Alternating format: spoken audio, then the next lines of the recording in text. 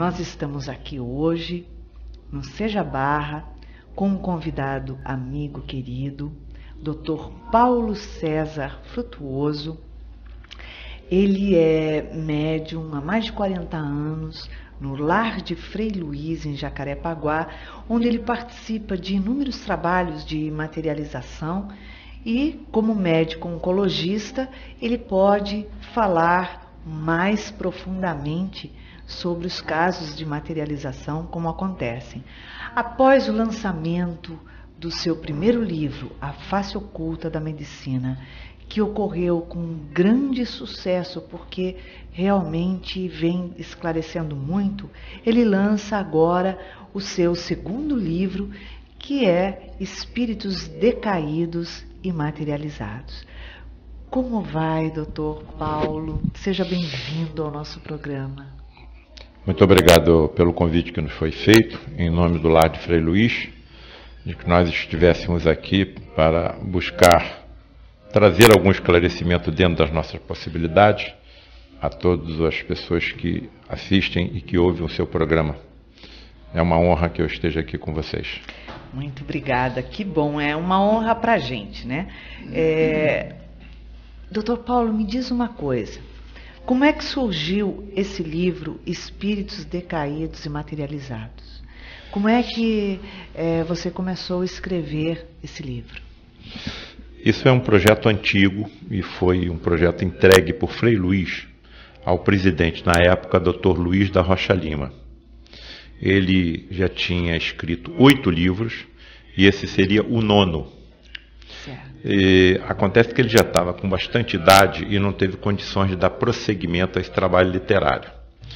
Por volta de 1995, todo o acervo que ele tinha deixado, as referências bibliográficas e o que eu considero uma joia da coroa, as fotografias de entidades decaídas materializadas, me foram entregues pela nova diretoria para que eu trabalhasse e estudasse a possibilidade de dar prosseguimento a esse trabalho, escrevendo o 9º livro, que seria inicialmente chamado Monstros da Espiritualidade, e que depois que o trabalho ficou pronto, Frei Luiz sugeriu ou pediu que nós modificássemos o nome do livro, tornando-o um pouco mais brando.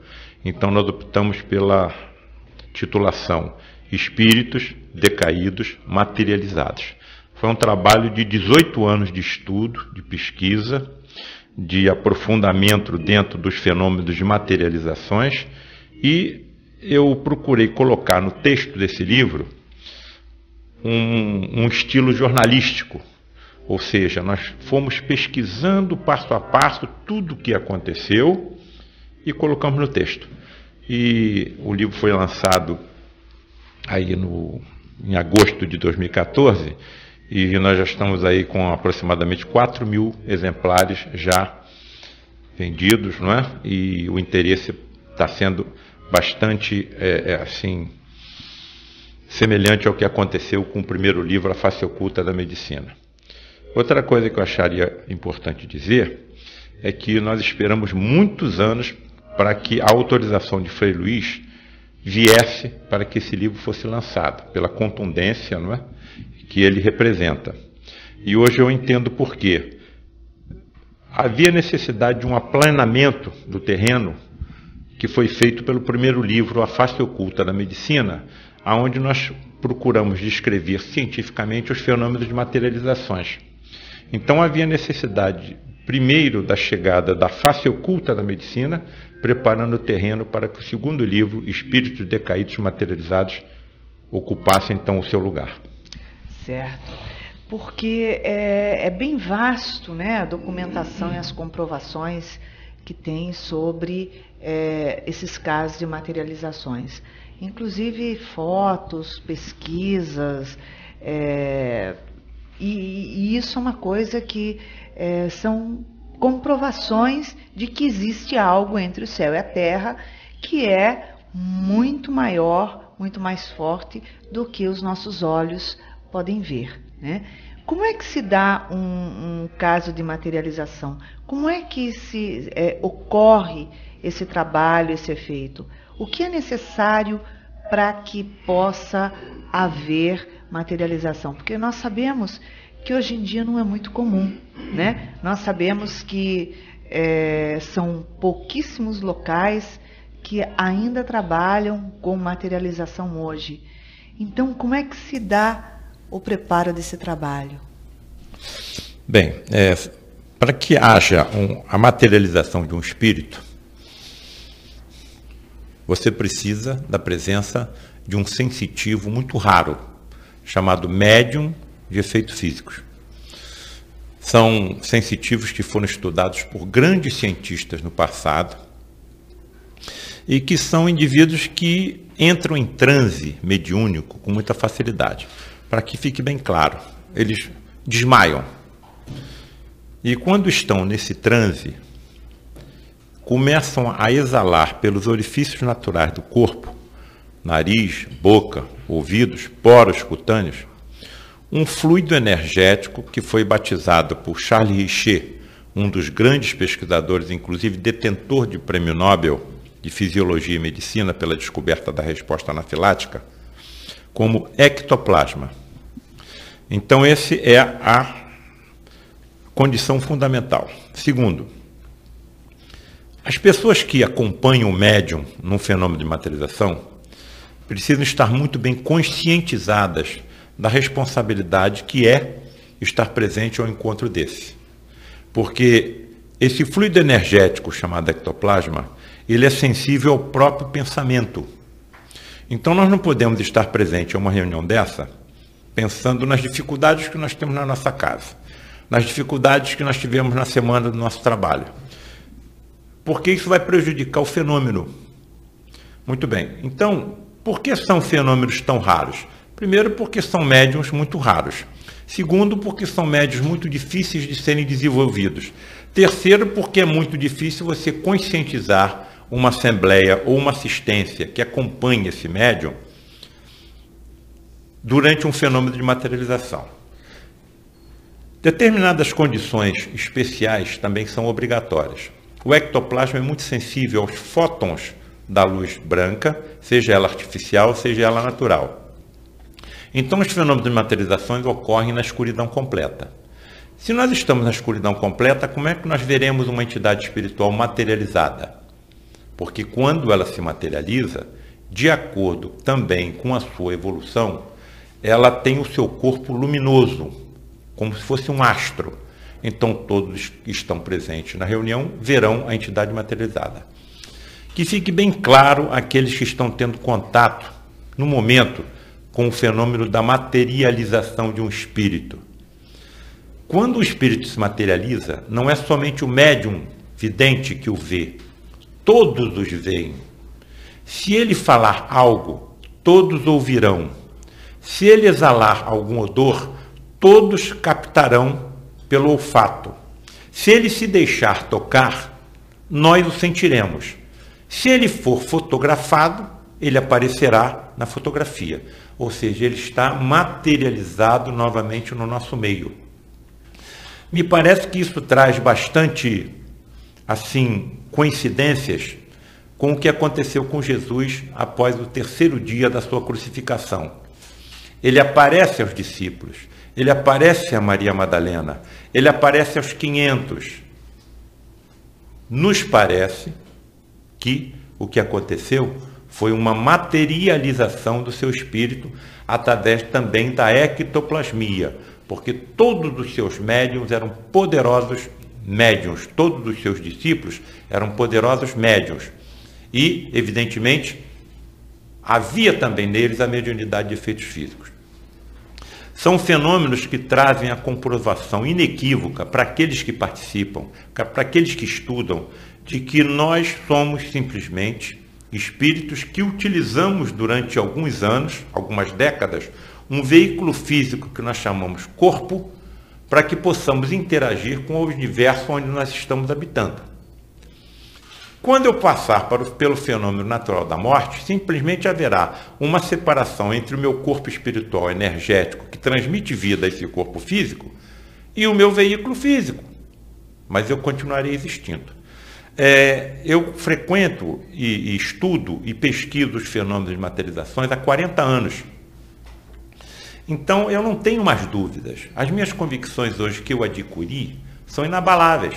Porque uma coisa é você ler um livro que vai descrevendo que não existe morte, que nós continuaremos existindo como espíritos desencarnados. Mas outra coisa é você ler isto e depois comprovar fisicamente e até cientificamente que todos esses ensinamentos são verídicos, são verdades. Nós somos seres eternos. Nós estamos aqui temporariamente, mas continuaremos existindo, porque esses espíritos que se materializam nas nossas reuniões, ontem tiveram um corpo igual ao nosso. E por terem passado pelo fenômeno natural da morte, não deixaram de existir. Pelo contrário, estão mais vivos do que eu, estão estudando mais do que eu, estão trabalhando mais do que eu, estão mais felizes do que eu, de acordo com o que tenho plantado durante a sua existência no planeta Terra. E isso tudo vai trazendo certas convicções que nos vão dando uma certeza. A humanidade, no momento em que tomar conscientização, principalmente com o auxílio da ciência de todas essas verdades, naturalmente a humanidade melhorará o seu padrão evolutório ou de evolução. Doutor Paulo, me diz uma coisa. Qual a necessidade da materialização de um espírito? No caso, esse espírito que vem, se materializa, ele é um espírito, então, não evoluído ainda, ou ele é um espírito evoluído, ele vem, se materializa com algum objetivo ali? Bom, o principal objetivo das materializações que ocorrem no lar de Frei Luiz é o atendimento de pacientes graves, pacientes que a medicina convencional pouco pode fazer. E quem mais se materializam nas nossas reuniões são espíritos médicos, que evidentemente trazem recursos e conhecimentos muito superiores a nós médicos da Terra. No final da década de 70 e no início da década de 80, Frei Luiz ordenou que fosse convocada uma assembleia, aproximadamente de 13 pessoas componentes do grupo, que acompanhariam um médium de efeitos físicos durante 7 reuniões especialíssimas. Nessas reuniões se materializariam, contra a sua vontade, espíritos decaídos que seriam fotografados. Com esse grupo, nesse grupo existia um fotógrafo profissional que armava o seu equipamento em frente à cabine mediúnica. As luzes eram apagadas e nós ficávamos em prece aguardando os acontecimentos. Dessas 7 reuniões eu participei das 2 últimas, era quando eu estava chegando ao grupo. Certo. Qual era o sinal que vinha da cabine? Um estalar de dedos. Quando ocorria esse estalar de dedos, o fotógrafo disparava a sua máquina que estava apontada para a porta da cabine. Nós só iríamos ver o resultado dessas fotografias no dia seguinte. Reveladas. Muito bem. E o que aparecia nessas revelações são de estarrecer. O que apareciam nessas fotografias, com a presença de pessoas sérias, com a presença de pessoas responsáveis, era a confirmação do que estão nos livros de André Luiz, nos livros de Joana de Ângeles, nos livros de Emmanuel, que aquilo que nós fazemos fica gravado no nosso envoltório espiritual chamado perispírito. Então, de acordo com o que nós fazemos, com o que nós falamos e o que nós pensamos, nós podemos embelezar ou dizemos, como é que nós podemos dizer, deformar esse envoltório espiritual. Então, qual a aparência que teria, por exemplo, um carrasco nazista? Qual a aparência que terá um assassino? E lá se materializavam. Se materializavam e foram fotografados. Muito bem. Quando eu estava escrevendo o livro, eu tomei uma decisão. E vou explicar por quê. Eu decidi não colocar essas fotografias muito fortes no livro. Por que eu tomei essa decisão? Eu descrevo cuidadosamente cada fotografia. Não as coloquei. Primeiro porque esses espíritos foram conquistados pelo amor de Frei Luís. Estão em recuperação. É uma forma Segundo, de respeito, né? Se eu tivesse aquelas fisionomias, eu não gostaria que a minha fotografia saísse em livro, saísse em jornal, saísse na internet, saísse na televisão, saísse em revistas. Então, eu considero assim uma falta de caridade, um desrespeito Sim. a um espírito que não deixa de ser meu irmão, porque foi criado por Deus como eu. E terceiro, eu não sei o que eu fiz em vidas passadas. Então eu posso ter tido comportamento pior ainda do que eles. Então, unindo esses três motivos, eu decidi não colocar as fotografias. As descrevo cuidadosamente, mas não coloco a fotografia. Mas coloco outras fotografias que acompanharam a materialização desses espíritos. Por exemplo, em 2 reuniões, quando nós entramos no santuário, o santuário estava completamente destruído. Como isso poderia ter acontecido se ninguém ali tinha entrado? Ou seja, essa energia ectoplasmática, ela é também utilizada por essas entidades, que podem ser classificadas como tudo, menos como ignorantes. Porque eles conhecem profundamente a ciência da ectoplasmia. Sim. E isso não deve nos espantar, porque é uma energia neutra. Nós também utilizamos a energia atômica para construir um aparelho que trata o câncer, mas também a utilizamos para fazer uma bomba, que destruíram Sim. 2 cidades, matando milhares de pessoas. Perfeitamente. Então, num planeta de provas e expiações de que nós habitamos, esse comportamento não deve nos trazer estranheza, porque é o comportamento que a própria humanidade tem. Sim.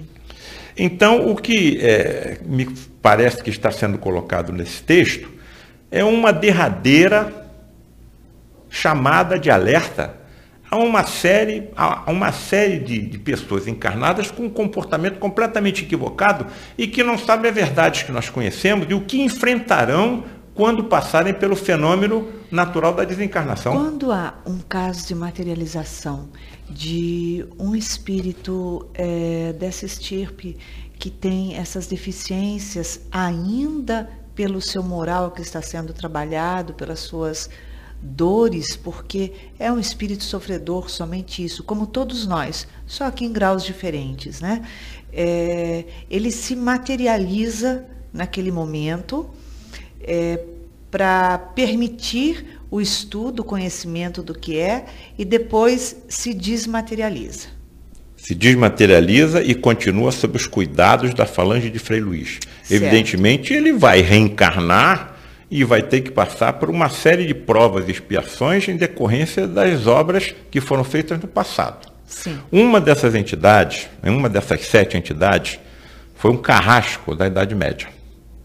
Quando ele se materializou e foi fotografado, a sua vestimenta era um pesado vestuário com todos os requintes da Idade Média. Ora, como aquilo poderia acontecer se a cabine mediúnica era completamente vistoriada pelo chefe do grupo que nos presidia, que era um almirante Carlos Melo, um homem absolutamente sério e responsável. Todo o santuário era vestiado, era também revistado. A cabine era um cubículo, sem alçapões e sem portas falsas. Sim. E a roupagem que o médium usava no momento que ele entrava em transe, era um pijama leve, uma roupa leve. Então, de onde veio aquele vestuário pesado com todos os requintes da Idade Média? E ele ficava materializado. Materializado e fotografado. Materializado, fique bem claro. Materializado completamente e foi fotografado. E ele permaneceu ou foi desmaterializado depois? Claro que depois ele se desmaterializa. Eu estou perguntando porque muita gente que está nos ouvindo agora Sim. não tem o conhecimento e estudo sobre materialização. Então, o fenômeno da materialização acontece em torno de 1 a 2 horas. Certo. Ali no momento, naquelas materializações dessas entidades decaídas, o período de materialização foi muito menor, talvez de minutos. Porque há um gasto energético muito grande, principalmente pelo médium de efeitos físicos, que está doando aquele ectoplasma. Perfeitamente. Né? Então, mas aqueles segundos em que ele se materializou foi suficiente para que ele conseguisse ser materializado, que ele fosse fotografado, que foi o mais importante. Frei Luís, posteriormente, em relação a esse espírito, nos disse o seguinte: desde que esse espírito desencarnou, ele não consegue remover a sua roupagem de carrasco, porque ela está colada, ela está aderida ao seu perispírito. Se ele era um carrasco da Idade Média, ele está com esse padecimento há séculos, sem poder reencarnar. Ele era alguém, obviamente, extremamente apegado à matéria, à situação, ao meio que ele vivia, e também não se desprende ainda disso, e devido às dores que ele tem ali emantadas nele, né? Ele está preso pelos equívocos que ele cometeu. Quantas cabeças foram decepadas por aquele carrasco? Sim. Quantas cabeças? Então aquilo tudo está repercutindo terrivelmente no seu perispírito, que o pior inferno é o remorso, ao longo de séculos. Talvez agora, com a ajuda de Frei Luís, ele consiga condições para que tenha algum alívio espiritual e consiga condições até de uma reencarnação. Agora, todos nós sabemos os padecimentos que um espírito desse vai passar como reencarnados. Com certeza. Todos nós sabemos, basta que nós saiamos pelas ruas, que nós vejamos o que colhem aqueles que fizeram atos assim, que levam ao sofrimento do semelhante da natureza, não em vidas passadas. Perfeitamente. Eu acredito que na hora que a ciência comprovar todas essas verdades, nós vamos ter uma ferramenta muito poderosa para alavancar a evolução da nossa humanidade como um todo. Um outro fator importante para essa melhora vibracional do planeta Terra, da humanidade que aqui habita, é a comprovação científica que já está sendo feita da reencarnação. Ou seja, por exemplo, o que é um palestino vai reencarnar como judeu, o judeu como palestino, o negro como branco, o hindu como um maometano como um hindu. Então, por que guerras? Porque se você amanhã pode reencarnar do outro lado da fronteira, onde habita aquele que você está guerreando. Perfeitamente, não faz sentido, né? Toda essa guerra, na verdade, com você mesmo, porque hoje você está do lado de cá, amanhã você está do lado de lá. E você vai defender cada hora uma coisa. Na verdade, esses espíritos que ainda têm tão impregnados sobre si essa dor, porque não deixa de ser uma dor profunda, um remorso profundo, só poderão ter isso transformado através da sua modificação moral, né? Da sua transformação e da oportunidade encarnatória. Porque ele não tem uma recuperação na espiritualidade, a não ser na matéria, né? Bem, todos esses espíritos, como nós, são eternos. Sim. O primeiro passo, o arrependimento. Perfeitamente. Segundo passo, eles vão precisar de auxílios poderosos, de espíritos muito evoluídos, que os prepararão para futuras reencarnações. E haverão de ser preparados para encarnações dolorosas. Perfeitamente. O planeta Terra está em vias de subida, de degrau, e deve passar de um planeta de provas e expiações para um planeta de regeneração. Sim. Um planeta de regeneração é como se fosse uma estalagem onde você pudesse se abrigar durante alguns momentos, após uma longa caminhada. Você se recupera, você descansa para dar continuidade a essa caminhada. Certo. A Terra subindo de degrau de planeta de provas e expiações para um planeta de regeneração, provavelmente não poderá abrigar espíritos muito endividados, que deverão reencarnar em planetas de provas e expiações, talvez em níveis ainda inferiores ao da Terra. Isso está citado em algumas obras mediúnicas que falam sobre a impossibilidade, por exemplo, de um carrasco nazista reencarnar num corpo igual ao nosso. Porque tamanha é a deformidade do seu perispírito que não cabe num corpo igual ao nosso. Bom, nós estamos nesse papo delicioso, profundo, mas estamos indo para um pequeno intervalo e voltamos já já. Estamos de volta no segundo bloco do nosso programa Plenitude. E com a entrevista deliciosa aqui com o Dr. Paulo César Frutuoso. E nesse segundo bloco, nós vamos focar um pouquinho mais na área do tratamento. Como é que acontece isso? Voltando então aqui à nossa conversa, ao nosso bate-papo. Dr. Paulo, fala pra gente o seguinte, como o senhor disse logo no primeiro bloco, que há ainda alguns trabalhos de materializações, mas no caso de doenças extremamente graves, né? Como é que acontece isso?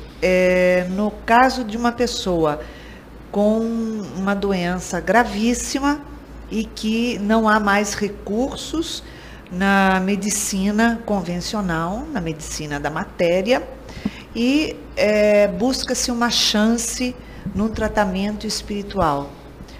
Como é que se dá esse trabalho? Se é materializado, no caso de um tumor, por exemplo, e há a chance de recuperação do paciente, como é que funciona esse trabalho? Bem, o que nós deixamos bem claro a todos os pacientes que são levados nas nossas reuniões é que não existem milagres.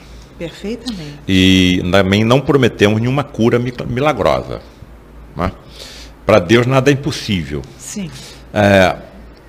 A grande maioria, para não dizer todas, as doenças, principalmente as doenças genéticas, e o câncer faz parte das doenças genéticas, é a mais frequente doença genética que nós conhecemos, ela tem origem no perispírito. Sim. Ou seja, naquele envoltório energético que reveste o espírito, cuja composição para nós é um completo mistério. Ninguém sabe como é composto o espírito. Em relação ao perispírito, fala-se numa composição semimaterial ou numa composição antimaterial. A antimatéria comporia o perispírito. E ali estaria gravada todas as nossas impurezas que ali foram colocadas por nós próprios, de acordo com o que fizemos, com o que falamos e até com o que pensamos. Então, os tumores, o câncer, seria uma forma de remoção, um aspirador das impurezas existentes no espírito. É nesse perispírito que essas entidades materializadas atuam. Eles trazem instrumentos energéticos, luminosos, e a própria luminescência que exala dos seus corpos é utilizada na limpeza desse perispírito. Muitas vezes, ou todas, esses benefícios no perispírito repercutem no corpo físico. Em alguns raros casos, se consegue uma cura, através da associação da medicina espiritual com a medicina terrena, com a medicina material, que é aquela que eu, como cirurgião, exerço. O que eu coloco no nosso livro, A Face Oculta da Medicina, é que existem duas formas de tratamento de qualquer doença. Aquela do corpo material que nós médicos da Terra exercemos. Mas, sem percebermos, nós estamos sempre acompanhados também por colegas espirituais, que enquanto nós estamos cuidando do envoltório físico, do corpo carnal, eles estão cuidando do corpo espiritual e do perispírito. Então, nós levamos os pacientes, eles são colocados em leitos, o médico espiritual se materializa, sai da cabine e banha o corpo do enfermo com essa luminescência que sai do corpo próprio do espírito ou dos instrumentos, sabe lá Deus de onde, eles trazem. Em algumas oportunidades raras, cirurgias na acepção da palavra também são realizadas com extração de peças defeituosas, como válvula mitral, em que eu descrevo no livro A Face Oculta da Medicina, e tumores. Nunca vi em nenhuma dessas reuniões, seja pelos espíritos materializados, ou sejam com os espíritos super corporizados, o que nós chamamos de encarnação ou superincorporação, em que o espírito toma completamente o corpo do médium, e o médium depois da reunião nada se lembra. Eu nunca vi em nenhum desses tratamentos, embora presencie sangramento, extração de tumores e partes defeituosas, a utilização de qualquer instrumento metálico. Eles não utilizam tesoura, eles não utilizam canivete, eles não utilizam arame, eles não utilizam bisturis, eles não utilizam nada. O que eu vejo é a mão do médium, a mão do espírito e, pelo que eles nos informam, a potência da sua força mental. Eu acho que era assim que Jesus atuava. A força mental de Jesus era capaz de tudo, através das energias que ele conseguia manipular com a sua sabedoria, porque ele aprendeu a fazer aquilo tudo, na cura dos leprosos, na cura dos cegos de nascença, na cura dos aleijados, etc, etc, etc. Eu costumo sempre dizer nas minhas palestras e nas minhas entrevistas que ninguém pode curar um leproso sem conhecer a existência de um micro-organismo chamado bacilo de Hansen. Ninguém pode fazer um cego de nascença enxergar sem conhecer toda a fisiologia e anatomia de um globo ocular, uma das mais complexas estruturas que a biologia conhece. Ninguém pode fazer um aleijado ou um paralítico andar sem conhecer toda a estrutura muscular, nervosa e óssea do corpo humano. Se há 2000 anos ninguém conhecia isso, aonde foi que Jesus aprendeu? Só pode ter aprendido com outras civilizações que nem mais existem, em planetas que nem mais existem, mas que ele aprendeu ao longo do tempo. Eu, como médico, gostaria também de aprender como ele atuava. E, evidentemente, uma vida não é suficiente para tamanho aprendizado. Então, ele usava uma ciência que nós ainda não alcançamos. Porque ele também não fazia milagres. Ele sabia fazer o que ele aprendeu. Milagre para nós, que não compreendemos. Eu também costumo dizer que quando eu vou a um hospital realizar algum procedimento cirúrgico, na hora que eu lavo as minhas mãos e os meus braços para que eles fiquem esterilizados antes que eu coloque a minha roupa de cirurgião e as minhas luvas, eu não toco na torneira. Eu passo a mão em frente a uma célula fotoelétrica e sem que eu toque em nada, a água sai da torneira. Se eu tiver um selvagem ou uma criança ao meu lado, é provável que ele pense que eu fiz um milagre. Perfeitamente. Não existe milagre, existe aquilo que ainda não é comum. Exatamente. Agora, imagina na época de Jesus, né, que não se conheciam essa ciência que nós conhecemos hoje, que, comparado ao trabalho que ele fazia, ainda é arcaica, né? Então, você imagina, naquela época, as coisas que ele fez. E até hoje, 2000 anos depois, nós ainda não entendemos, não compreendemos e não temos a consciência do que é que foi feito na época, né? Nós ainda não enxergamos. Através desses casos de materializações, ou seja, um tumor que é materializado num caso de uma pessoa extremamente grave e que a medicina material não tem mais nada que possa ser feito, ou seja, não há mais esperança. Esse tumor, ele é materializado. Ele é desmaterializado no paciente e rematerializado do lado de fora do paciente. E eles deixam bem claro que só deixam essa rematerialização acontecer para que aumente a nossa fé. Porque eles simplesmente sabem como desintegrar o tumor, desintegrar uma placa de ateroma que esteja obstruindo uma artéria coronária. Eles podem desmaterializar um cálculo no nosso rim, na nossa vesícula. Mas simplesmente eles deixam em alguns momentos para aumentar a nossa fé, para que nós tenhamos certeza e o paciente que alguma coisa aconteceu. Sim. Não há necessidade da rematerialização de um tumor, de um cálculo, de uma placa de ateroma fora do paciente. Agora, isso acontece.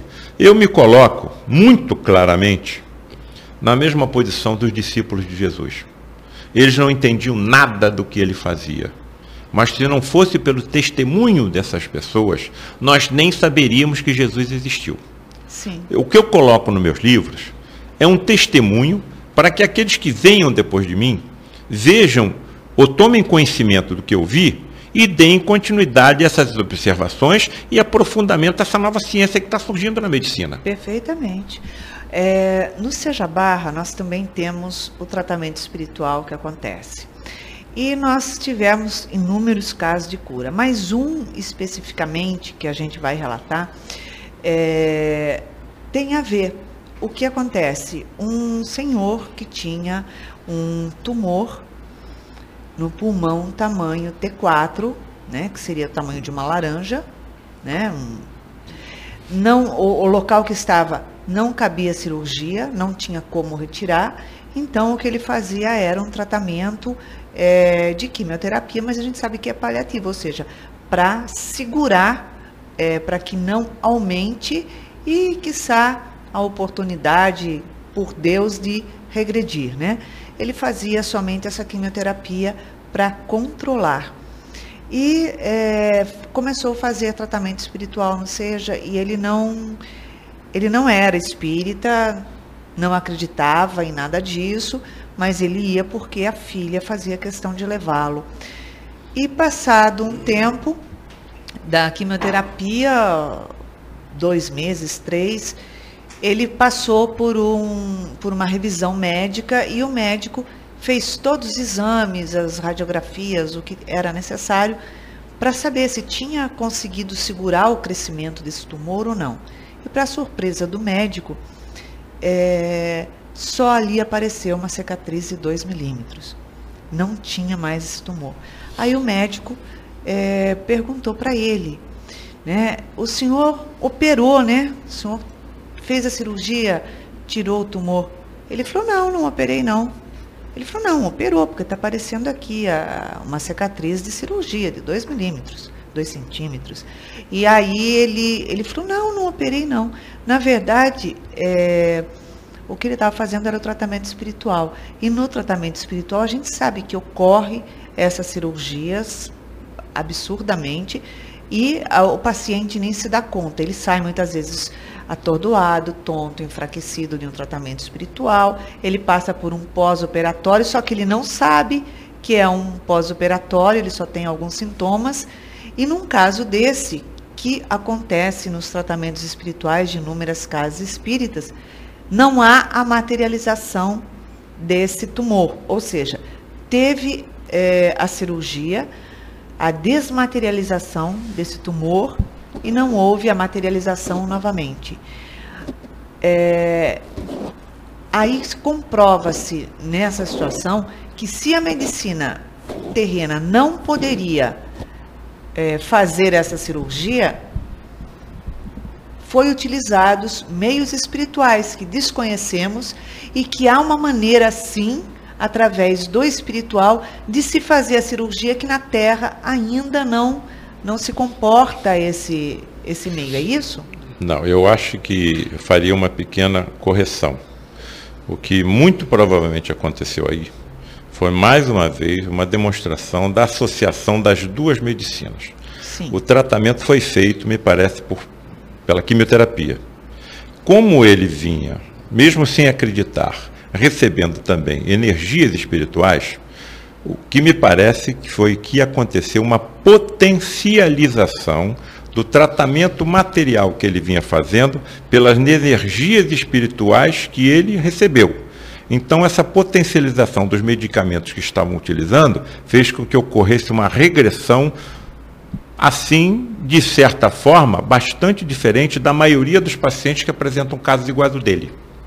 Certo. Então, se nós tivéssemos, vou supor, 100 pacientes iguais a ele, que só são submetidos a uma quimioterapia, e se nós tivéssemos outros 100 pacientes iguais a ele, que tivessem sido submetidos a essa quimioterapia, e mais o tratamento energético espiritual que ele recebeu aqui e em outros grupos sérios, eu quase com certeza, ou com certeza, digo que esse segundo grupo apresentaria um resultado melhor do que o primeiro.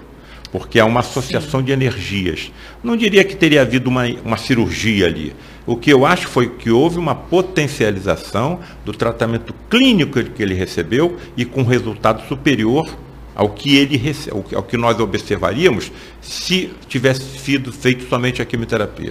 Porque o que a gente sempre orienta a todos os pacientes, que mesmo fazendo um tratamento espiritual, que ele não deixe momento algum de tomar qualquer medicação orientada pelo seu médico. Isso é fundamental. Porque o que acontece? O problema dele está no físico, e ele tem que tratar do físico. O espiritual vai tratar do perispírito e de inúmeras situações. Pelos médicos espirituais.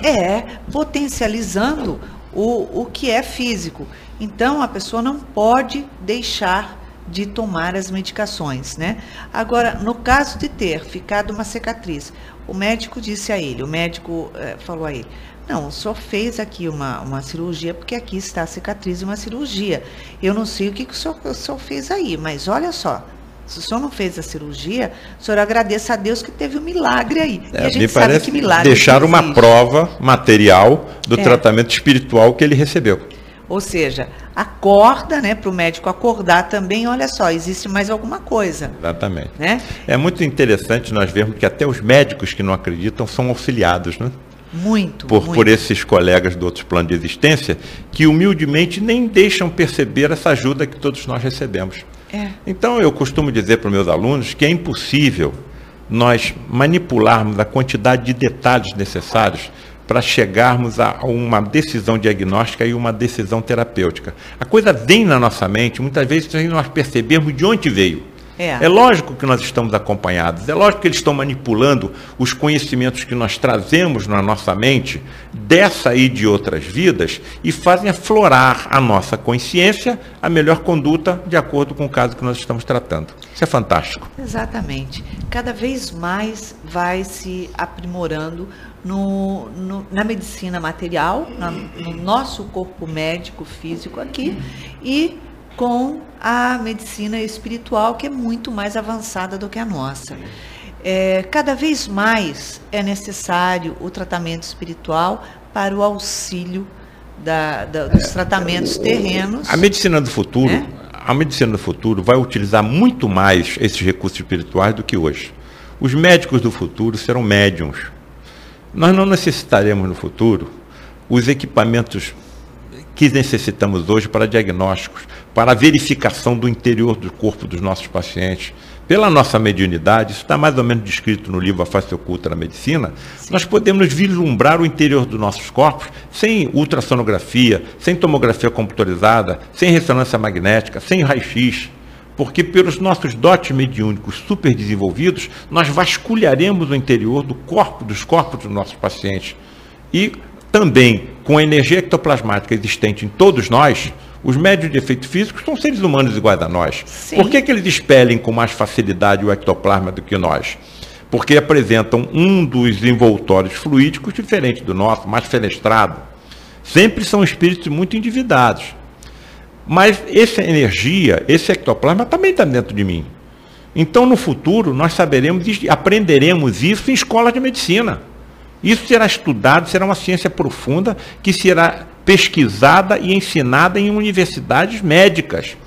E aqueles que terão o seu ADN vasculhado e que se encontrarão determinadas tendências da mediunidade, serão desenvolvidos como médicos médiuns em faculdade de medicina e saberão precisamente como e aonde atuar em cada corpo humano. E outra coisa importantíssima, será levado em consideração por que cada paciente está apresentando aquela doença. Porque nós poderemos estudar o que aconteceu nas vidas passadas daquele paciente, porque não é a primeira vez que ele está reencarnando e nem vai ser a última. Não, de jeito nenhum. Uma coisa que nós estávamos conversando até no bate-papo descontraído antes de começar a nossa entrevista, é exatamente a respeito desses casos de materializações que cada vez acontecem menos, são mais escassos, porque a quantidade de médiums, de efeitos físicos são cada vez menores. E você estava dizendo, né, sobre o fechamento de um ciclo, né? Ou seja, cada vez mais existem a necessidade de se comprovar, porque a amplidão mediúnica de nós encarnados cada vez vem se aprimorando mais. Fala um pouquinho sobre isso, sobre esse fechamento. Sim, os médios de efeitos físicos, eles têm uma composição genética. E o que acontece no ADN deles ainda está oculto no erradamente chamado ADN lixo. A ciência chama grande parte do ADN, porque não constitui proteínas, de lixo. Isso já está mudando velozmente. Está se encontrando grandes partes do que era chamado de ADN lixo como ADN funcionante. Muito bem. A sua pergunta é exatamente qual foi agora? Esse ciclo que está fechando. Os médios de efeitos físicos apresentam essa composição genética diferente da nossa, e isso foi muito, no passado, perseguido, por exemplo, no período inquisitorial, Sim. em que os médiuns de efeitos físicos eram classificados como feiticeiros e bruxos, eram torturados e mortos. Então houve pouca transmissão genética para gerações futuras. Pesquisas feitas por países até não cristãos, verificaram que essa sensibilidade mediúnica acomete aproximadamente 7% dos humanos. Um contingente bem menor seriam dos médiuns de efeitos físicos. Estaria um percentual bem menor dentro desses 7%. Eu costumo me perguntar o seguinte: o que acontecerá quando, em vez de nós formos somente 7% de médiuns dentro de toda a humanidade, nós formos 30%, 40%, 50%, 60% de médiuns? Evidentemente, esses médiuns nascerão nos lares dos cientistas, nos lares de todas as religiões, nos lares de todos os países. E, evidentemente, essa sensibilidade terá que ser obrigatoriamente investigada pela ciência. Por que meu filho está tendo visões que eu não tenho? Sim. Por que na presença do meu filho os objetos se movimentam sem força física aparente? Por que meu filho ouve coisas que ninguém mais ouve? Aconteceu com meu pai. Meu pai, aos 6 anos de idade, começou a ter evidências. Ele está com 90 anos. Então isso foi há 84 anos atrás. Como ninguém via o que a criança dizia que via, levaram ele a uma junta médica. A junta médica decidiu que essa criança de 6 anos deveria ser submetida a choques elétricos, para que aqueles distúrbios sensoriais fossem aniquilados, fossem exterminados da criança. Não tem nada a ver. As evidências dele nunca desapareceram, pelo contrário, se tornaram cada vez mais exuberantes, porque a ciência não aceita ainda a existência da mediunidade. Mas isso vai mudar, à medida que nós fomos ampliando o contingente de humanos com dotes mediúnicos. Perfeitamente, perfeitamente. E como a gente estava falando, né, sobre os casos de materializações, cada vez eles são mais reduzidos em todos os locais. Né? São pouquíssimos locais que tem.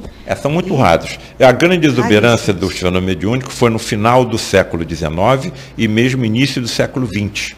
Me parece que houve um ciclo em que a humanidade teve oportunidade de verificar a veracidade desses fenômenos e estudá-los. Sim. Estudá-los. Mas o porvir a Deus pertence. Nós estamos sob um governo planetário e que nós depositamos nele a nossa confiança. Eu, por exemplo, no grupo de Frei Luiz, nós não sabemos o que acontecerá quando o último médium de efeitos físicos não estiver mais conosco. Mas Frei Luiz certamente sabe o que vai acontecer. Se houver necessidade da aproximação de outros médiums de efeitos físicos, eles aparecerão. E as reuniões com materialização de espíritos continuarão cada vez mais exuberantes. Perfeitamente. É muito interessante, né? O espiritual e o material trabalhando juntos, embora a evolução do espiritual é muito maior do que a nossa aqui encarnado, porque a gente fica limitado. Limitado. A ciência só conhece 4% do que acontece no universo. Sim. A ciência não conhece o que acontece em 96% do universo. E eles classificam como energia negra e matéria negra. Então, se a ciência não conhece 96% do que acontece no plano material, como é que nós vamos exigir o conhecimento mais amplo no plano espiritual? Mas nós temos a eternidade pela frente, né? É isso aí. Nós estamos no finalzinho do nosso programa e pedimos a você, Dr. Paulo, que deixe uma mensagem, um recadinho aos nossos ouvintes. Eu deixo a mensagem a todos esses que padecem de algum sofrimento físico, que não percam a esperança, que lembremos que nós somos seres eternos. Nós estamos passando por determinadas provas, mas essas provas são provas passageiras. Nós somos seres fora do nosso habitat. Nós não estamos no nosso habitat. O nosso habitat não é esse plano físico. Para todo lado que nós nos voltamos, nós vemos algum sofrimento. É isso que Deus preparou para nós. E nós voltaremos mais cedo ou mais tarde para o nosso habitat. O nosso habitat é o plano espiritual. Nós estamos aqui de passagem. Orem pelos seus médicos, mesmo que eles não acreditem, eles estarão acompanhados. E aqueles que me derem a honra de ler o livro A Face Oculta de Medicina e gostarem, presenteiem seus médicos com esse livro, para que eles percebam que, mesmo não acreditando, não estão desacompanhados, porque a saúde humana é muito importante para o plano espiritual. Não é qualquer um que é médico, nós fomos apontados pelo dedo de Deus, e a nossa responsabilidade é enorme. É uma responsabilidade que só quem é médico sabe. Um cirurgião, que é o meu caso, só um cirurgião sabe o que passa um cirurgião. Muito obrigada, Dr. Paulo. A gente está aqui entrando em plenitude cada vez mais, diariamente, aproveitando essa oportunidade única